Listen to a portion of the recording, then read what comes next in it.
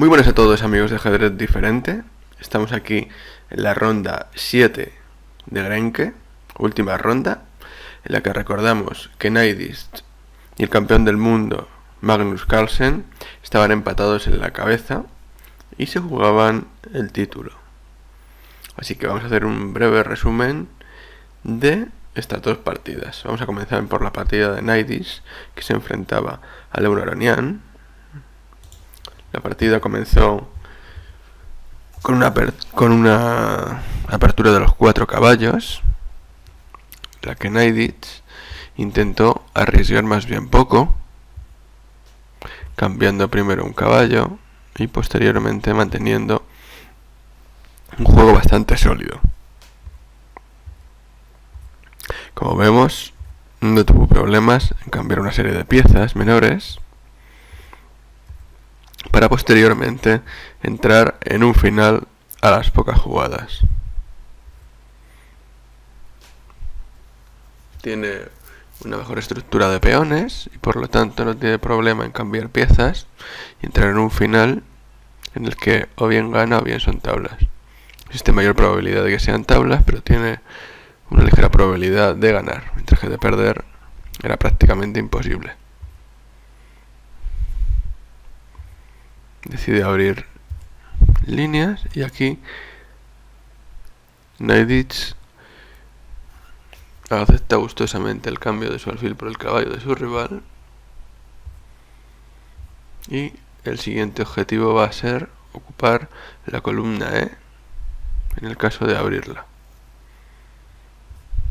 y esto va a ocurrir pocas jugadas después.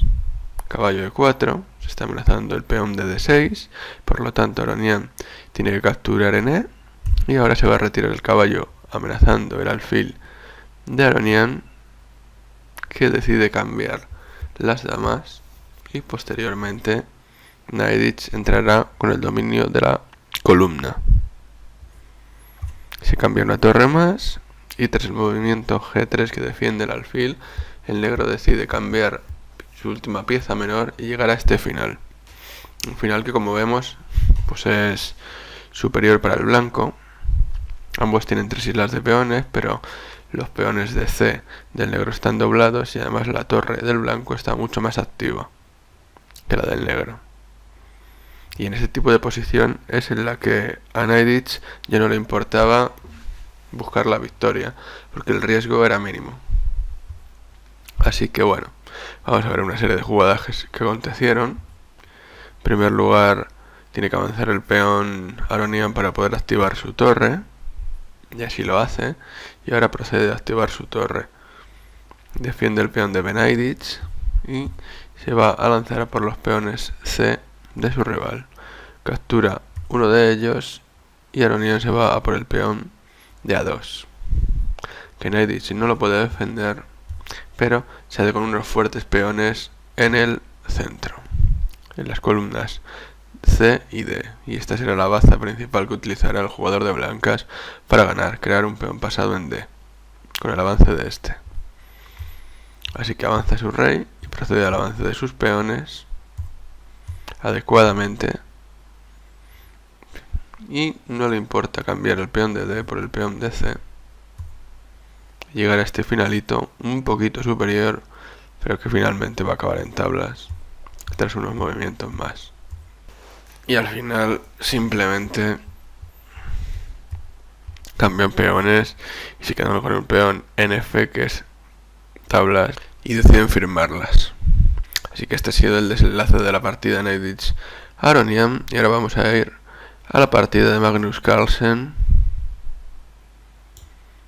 contra Etienne Bacrot. Bueno, la partida comienza de peón de dama. Carlsen, que como siempre le gusta salirse de la teoría, bueno, juega este esquema, que no es el más utilizado, pero es un esquema no demasiado teórico, en el que él aspira al medio juego a superar a su rival. Uno de los planes del blanco va a ser avanzar el peón de A hasta A6 para crear debilidades en el flanco enemigo, y le va a dar buen resultado, como veremos a continuación. Mientras Bacrot sigue el plan típico de la India de rey, que es avanzar sus peones en el flanco de rey. Así que se produce la lucha típica, en unas pocas jugadas más, de la India de rey. Como vemos, el negro busca el ataque en el flanco de rey y el blanco va a buscar expandirse en el flanco de dama.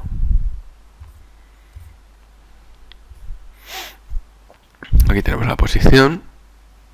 Bakrov ha traído todas sus piezas al flanco de rey. Ahora está ejerciendo una fuerte presión sobre el peón de E3. Y, sin embargo, Carlsen con E6 busca el contrajuego en el flanco de dama. Este peón puede ser muy importante, al igual que fue en la partida contra Anand, su peón de A3, ya que si consigue capturar el peón de A7, está muy cerca de la coronación.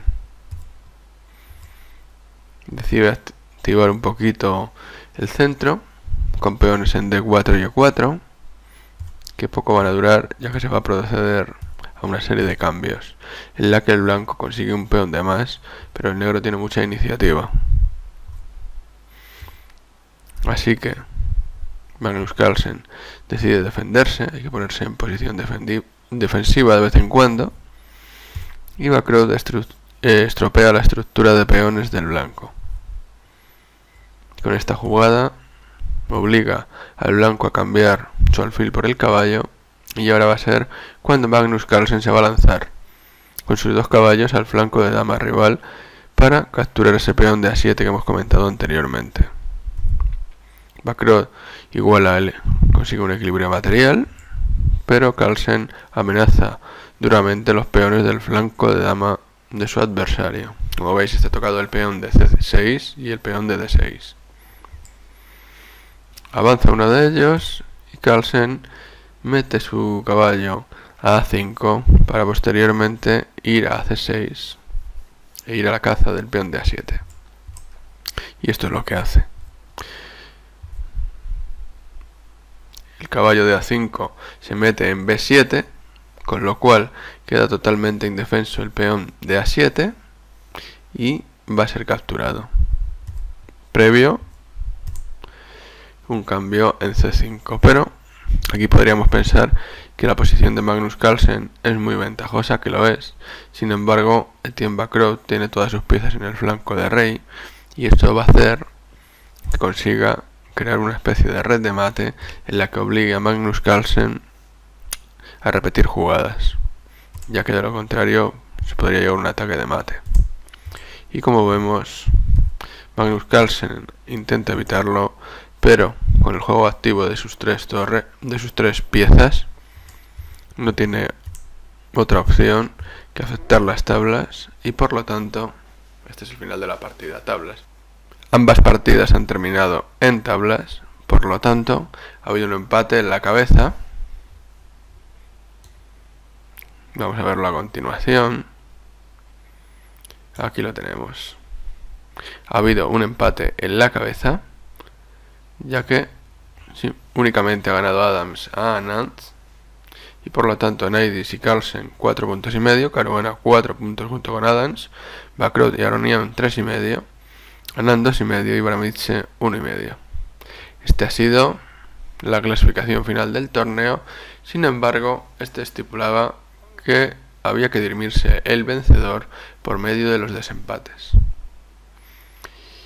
El resultado de los desempates lo publicaré en un próximo vídeo, así que estad muy atentos porque creo que os va a gustar. De momento, hasta aquí el resumen de la séptima ronda de Grenke. Espero que os haya gustado. Suscribiros al canal, por favor, y nos vemos en la próxima.